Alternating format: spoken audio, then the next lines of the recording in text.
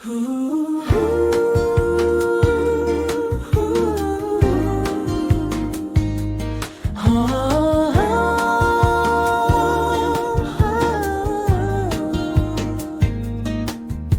pagitan ng tunog at katahimikan,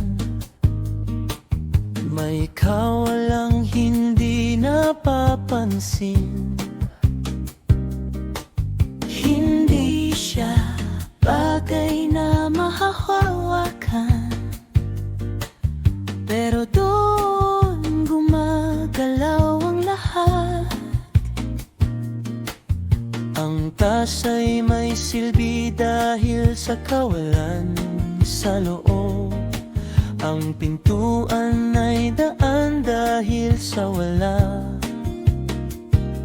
Hindi ang dingding ang nagbibigay galaw, kundi ang espasyong hinahayaan. Kapag hindi ko pinupuno ang sandali, may kusang dumarating. Sa gitna ng kawalan, naroon ang lakas. Hindi nakikita, hindi hinahabol, pero laging sapat. Kapag tinanggap ang kawalan, humuhupa ang bigat. Sa kawalang hindi kulang, nabubuo ang lahat.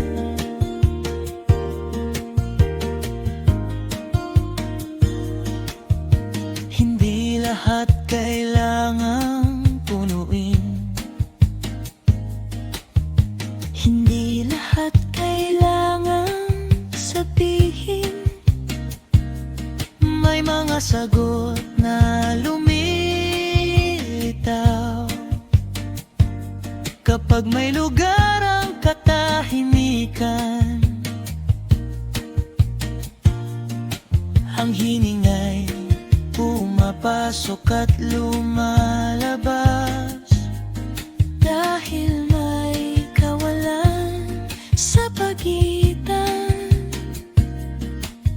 Sa bawat paghinto ng isip,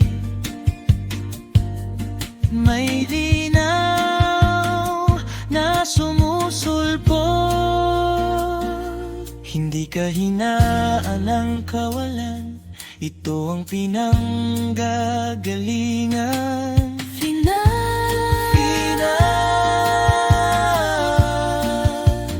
sa gitna ng